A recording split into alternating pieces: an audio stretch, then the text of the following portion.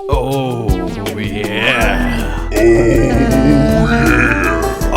Oh, yeah. Oh, yeah. Bracky, we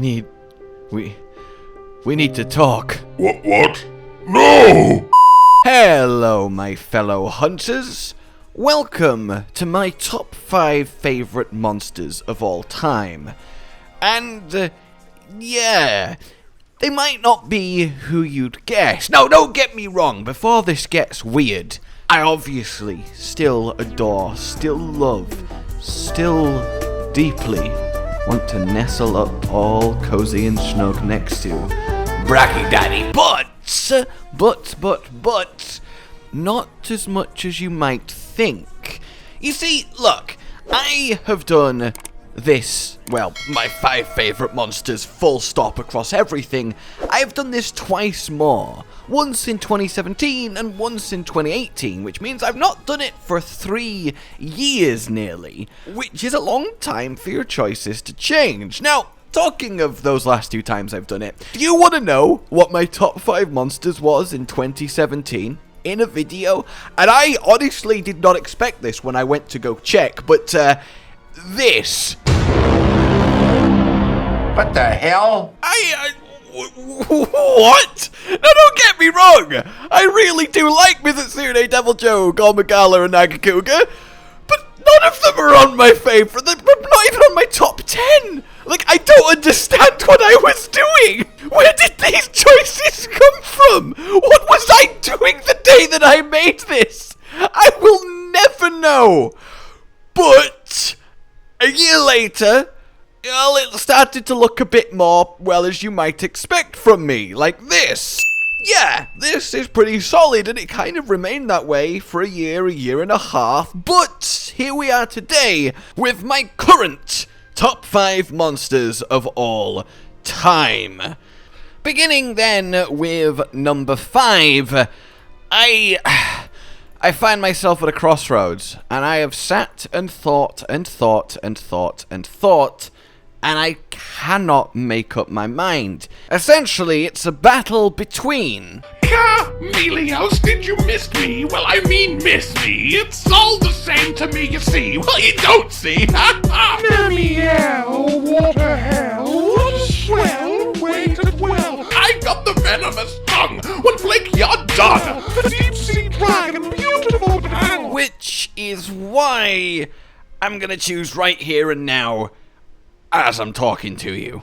Seriously, look to your left. The winner for my 5th slot, I say the winner like it's some award ceremony. The monsters really care about this. They're also not real. Anyway, for my 5th slot, clearly the answer is Nergigante, and I see you've come to play Nergigante. And you might be thinking, what? That wasn't even one of the options. Well, I'll tell you. Secretly, this was a 3-way tie for me, and let me break it down. Gogmazios is really special to me. He kickstarted my love of lizards and reptiles and inspired me to become a reptile keeper myself, but at the same time, he is just a fun, quirky monster, and he's very cool, but I think there is something a bit more special about the inherent mechanics and design of a few others. The invisible Death Fog, I mean, yeah, I love it. I mean, it's a joint 5th out of like 200 plus. It's still very high honors.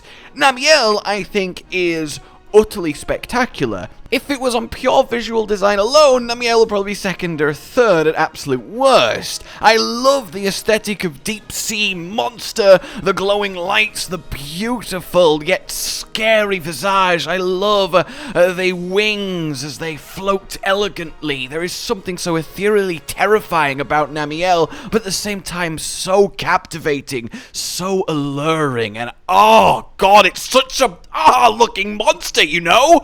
But Nergigante is quite the complete package for me. He is a little bit, well, as I said, special. And the reason for that is he is the flagship of World, and everybody falls in love with flagships. Normally it's the flagship of your first game.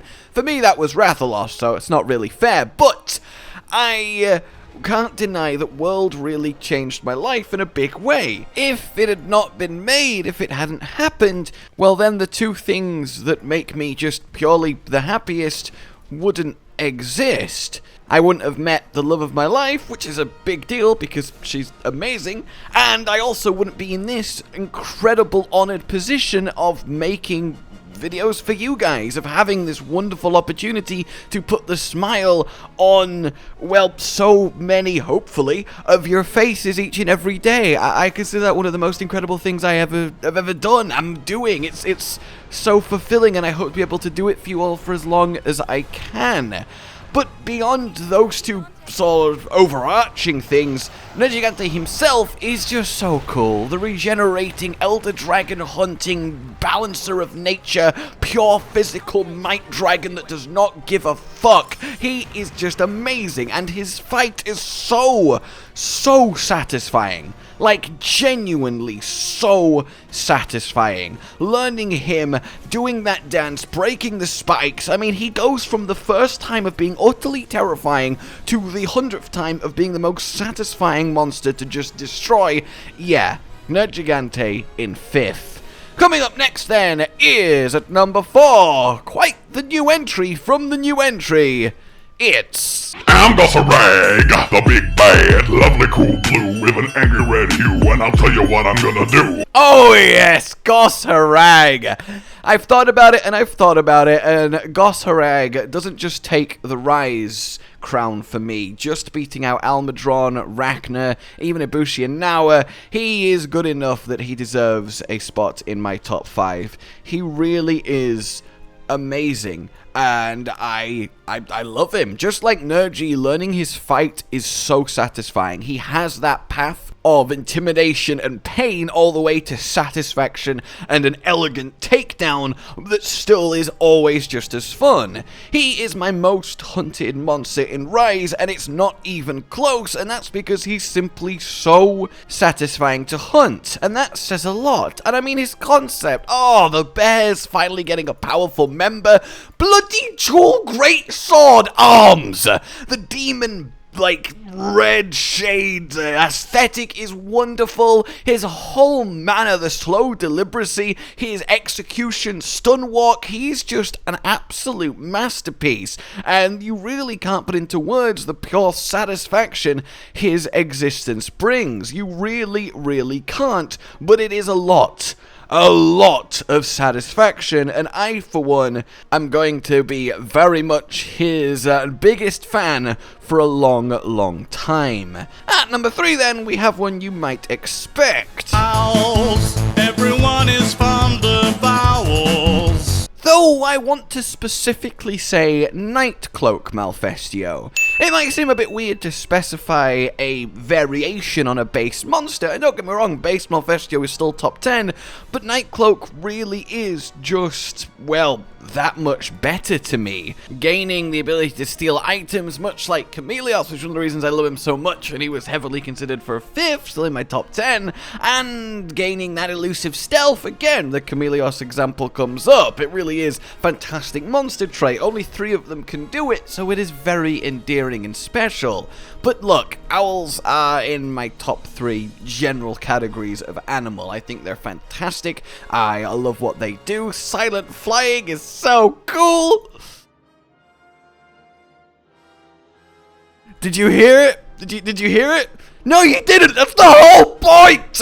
And having a monster based on them is just wonderful. And if we're going to talk Monstie in stories, Malfestio is my #1 choice for monsters I would like as a Monstie. Because you know how all of like the NPC riders and stuff have like a main Monstie that's just theirs, they don't have a full party? Malfestio would totally be mine. Like, no, I feel like not a lot of people would use him because he's a lower tier monster and probably be weak, but I'd make him super strong with genes and he'd be my best friend owl boy. And anyway, the point is, I really love him both as an animal, as a concept, as an encounter. I love his personality. I love how he sleeps in a tree. I love all his various trickeries, and I love his deviant so much because it just makes him up to 11.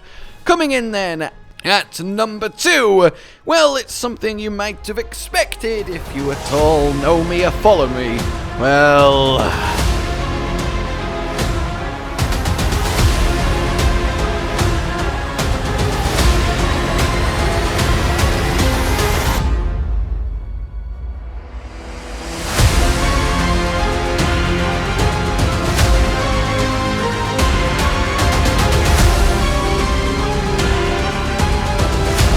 Gogmazios, oh yes, Lord Gog above, my favorite elder dragon, and he is just wonderful. He who will hunt down your fortress, he will chew through your gunpowder, and he will sweat very sticky, explosive, fiery tar, and he will have a Dragonator stuck in his back, and not just any Dragonator, the original Dragonator, which is a pretty cool little tidbit, is it not? It is an ancient Dragonator, and that's really awesome to see. That's just how long it's been there, because Gogmazios hibernates for ages before waking up and going on a bit of a hunger tirade, which is how he was first discovered by the guild. But the largest flying monster is a very cool title to be able to say that you have, and everything about him's just wonderful. When you first see that tar laser raining down, the blobs exploding, it just works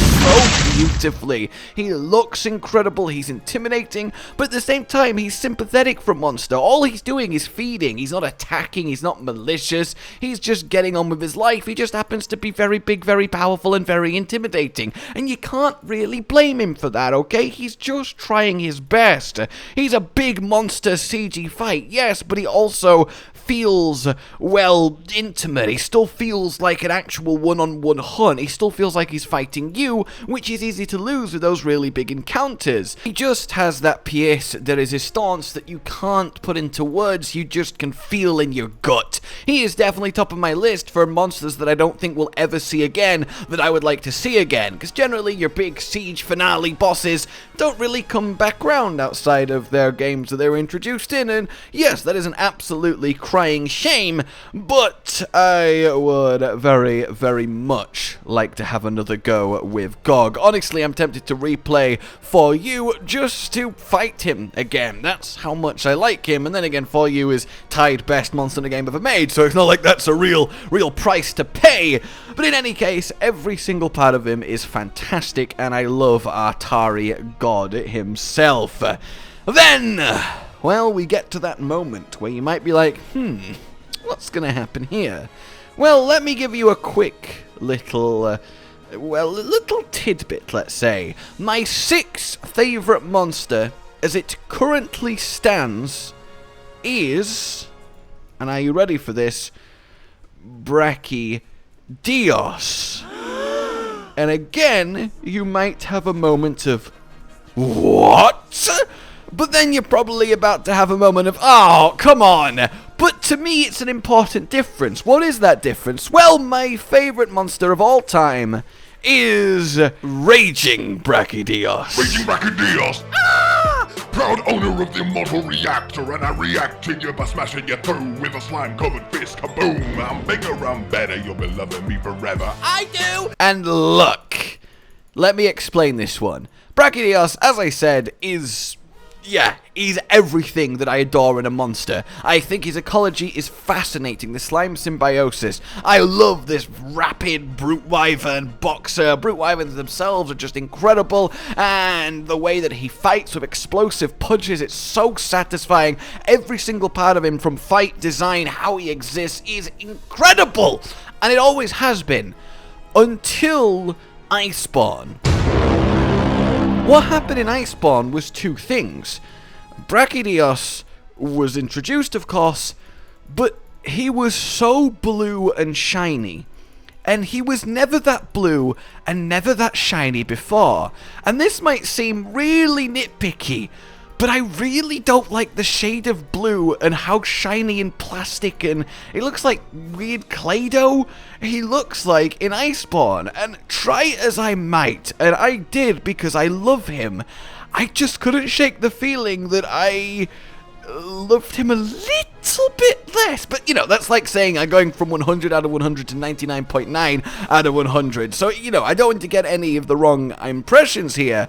But at the same time, I can't deny that I was like, oh, I still love everything about him except the literal texture they have used on his model now. And I don't know how to feel about that, but I trucked on because, yeah, I adore him. But then the second thing happened. They introduced Raging Brachydios, who I have always said is the superior Brachydios, and, well, one of the best monsters ever created. He is just, oh. But the way that they introduced him in Iceborne made him one of the best encounters that Monster Hunter has ever had in its entire history. Like, legitimately. And that is something that I don't say lightly, but it is something that is very, very true. His entire phases as you fight him through the Guiding Land, up until that climactic, heart-pounding, walled-in, unique final clash, him or you, as the room fills up with slime, and that ignition roar that sets it all off. Oh, chilling and tingling in all the best ways. And the colouring on him, the dark jet black hide with the orange glowing slime, that's the stuff. God, that is the stuff. Yes, great goodness me. Raging Brachy, punch me. And I was like, this is, oh my, they have done him justice. They have taken my favourite ever monster and they have made him probably, I would say, arguably my favourite ever fight. Oh my god. But it just highlighted even more how base Brachydios was a little bit less than he used to be for me. And I was like, well, can I split them? Can you just have a variation but not the base in a list like this? Well, you can, because it's my list and I'm doing it. But it's something that I wanted to kind of express. And then in stories too, again, Brachy is so blue. And this might be just me, right, being weird and not noticing before in the past. And he's always been this blue. And look, he has, yes, been blue. It might have been the lighting that made him less. I think it's the shininess more than the literal blue, because he didn't have that shininess when he was first introduced and in the 4th gen.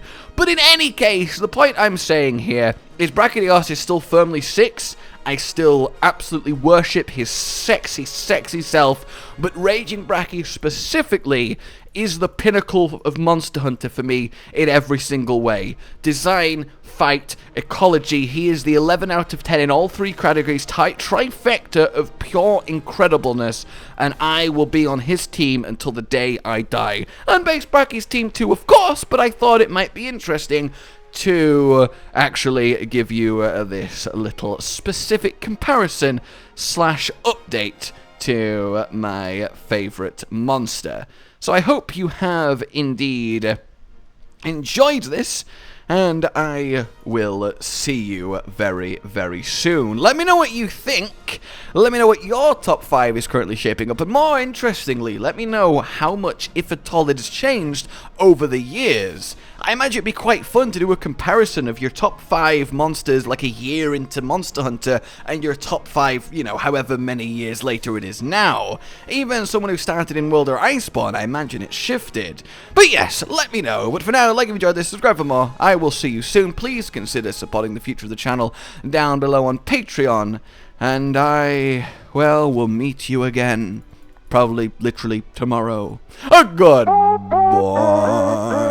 Josh, Cotton, and Hollow with the videos, dropping the humor like a hammer on your tippy toes, bringing entertainment on a daily arrangement to take our insanity and turn it into entertainment. Yes, I said entertainment twice, to reiterate that it is nice to look into your faces on a mostly daily basis when you let us in your homes to make the whole world a stage. Goodbye.